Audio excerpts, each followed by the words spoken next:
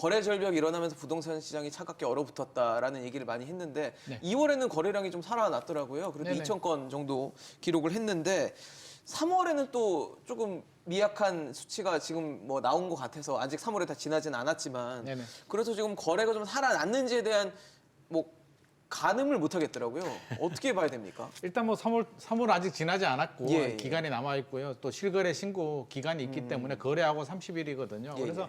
좀 더 지켜봐야 되는 부분이고 1월하고 2월만 보면 확실히 늘어난 거는 맞거든요. 서울이 그러니까요. 1월 달에 아마 1,400건 부동산 예. 거래가 이상이 됐었고요. 저는 2월 달이 좀 줄지 않을까. 왜 1월 달에 좀 많이 거래가 되고 그렇죠. 호가를 올렸기 때문에 매수자들이 안 따라가면서 좀 줄어들 것으로 예상을 했는데 2월 달은 2,000건이 넘었거든요. 그러니까요. 서울에서 2,000건 넘은 게 이제 거의 1년 아니죠. 작년 예. 4월, 5월 달에 1,700건 거래가 네. 되고 이제 굉장히 이 두 달 연속으로 이렇게 거래량이 늘어났기 정말 오랜만에, 때문에 저는 네.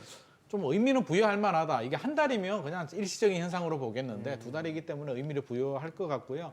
3월 달 또 아직 시간이 남았기 때문에 예. 지금 뭐 450건으로 나오지만 네. 뭐 1,000건 이상은 무난히 나올 것 같습니다. 그럼 3월 거는 4월 중에 신고가 가능한 거네요. 그렇죠. 3월에 거래가 된 거는 4월에 예. 신고가 되니까 우리가 이게 신고로 하거든요. 예, 예. 그래서 사실 지금 나오는 거는 3월 달에 이게 뭐 계약이 된 게 아니라 2월 달에 계약된 게 지금 신고가 많이 들어오고 있기 네, 때문에 네, 네. 그 부분이 반영이 된 거고 최종 결과는 봐야 되겠지만 최악의 상황은 좀 벗어난 것 같다. 최악은 벗어났다. 왜냐하면 작년 뭐 하반기 때는 뭐 500, 600개 정도 나왔거든요. 서울 아파트 그러니까요. 부동산 거래량이. 좀 보니까 그렇네요. 그렇죠. 500개, 600건은 사실 거의 없는 수준이라고 봐야 되고요. 물론 2,000건도 굉장히 낮습니다. 네네. 거래가 많이 될 때에는 최대 15,000건 정도 됐었고요. 5,000에서 15,000건 왔다 갔다 했는데 여전히 낮은 수준이지만 뭐라 그럴까요? 패닉은 좀 벗어났다. 500건은 거의 패닉이거든요. 사야 되는 분들도 와, 나 지금 들어가면 안 돼. 안 되겠다. 무조건 기다려라고 하다가 최근에 급매물이 소화가 되면서 일부 이제 거래가 되는 건데 네네. 우리가 여기서 또 정확한 시그널을 알아야 되는 게 최근에 이제 그런 불안을 호소하시는 분들이 좀 많이 있습니다. 아, 이렇게 반등을 하니까 네.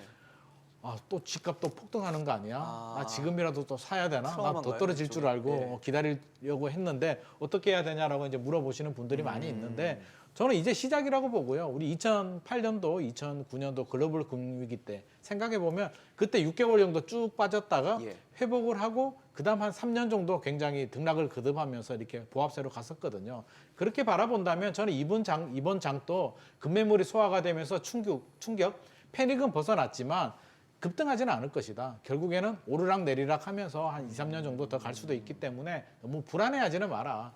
이러다가 반등을 하다가 추가 하락도 있을 거고요. 두세 번 반복하고 저는 2차 하락도 충분히 가능성이 있다고 보여지기 때문에 왜냐하면 왜 집을 안 사냐라고 하면 일단 금리가 너무 부담스럽다. 집값이 너무 비싸다. 대외적인 경제 상황이 너무 불안하다. 이 세 가지 요건이 하나도 해결된 게 없거든요. 그렇게 바라본다면 우리가 너무 조급증을 가지고 경거망동할 필요는 없겠다. 좀 차분하게 현재 부동산 시장 상황을 좀 지켜볼 지켜봐야 필요는 된다. 있을 것 같습니다. 소장님 어떻게 보십니까? 일단 대체로 이제 소장님 말씀하신 거랑 비슷한 비슷하세요? 의견인데요. 일단 3월 서울 아파트 정보광장의 그 거래량이 좀 저는 뚜렷하게 좀 둔화된 걸로 판단을 했거든요. 아, 그러세요? 물론 이제 신고 기일이 내달까지 남아있긴 남아 있긴 하지만 초중순까지의 이제 집계율이 2월하고는 좀 차이가 있는 상황입니다. 그래서 그럼 1, 2월이 반짝이었다는 예, 말씀이실 수 이제 있겠네요. 소장님도 이제 말미에 지적하신 것처럼 지난해에 서울 아파트 이제 매물이 쏟아지면서 예. 하락 물건들이 거래가 이제 급매물 중심 싼 것부터 순서대로 거래가 됐죠. 그래서 급매물이 좀 소진되는 과정에서 일단 거래량이 조금 반짝 회복세를 보인 거고 지금 뭐 그 시기에는 뭐 전통적인 계절 수요라던가 저희 이제 특례보금자리론 영향을 받은 저가 지역의 거래라던가 이런 것들도 일부 영향을 미친 것 같은데 그런 소위 약발도 3월에는 좀 주춤하는 모양새고 거래량 집계 속도가 조금 떨어지고 있는 걸로 봐서는 2월보다 3월 거래량이 좀 줄어들 가능성이 지금으로서는 높아 보입니다. 그래서 일단 급매물 소진된 이후에 다시 이제 좀 상호 희망 가격 격차가 벌어지면서 힘겨루기가 되는 게 아닌가 싶고 현장에 이제 가봐도 반짝 거래량 증가나 이제 실거래가 지수가 올라가는 패턴을 보시고 매도자들이 다시 호가를 끌어올린 사례들 비중이 좀 그래요? 높아요. 그래서 그러면 수요자들은 또 아직은 그쵸. 좀 견제하게 예전에 되죠. 싼 가격을 네. 봤는데 그 가격엔 거래하고 싶지 않거든요. 그래서 관망세가 좀 반복되는 양상으로 갈 것 같고요.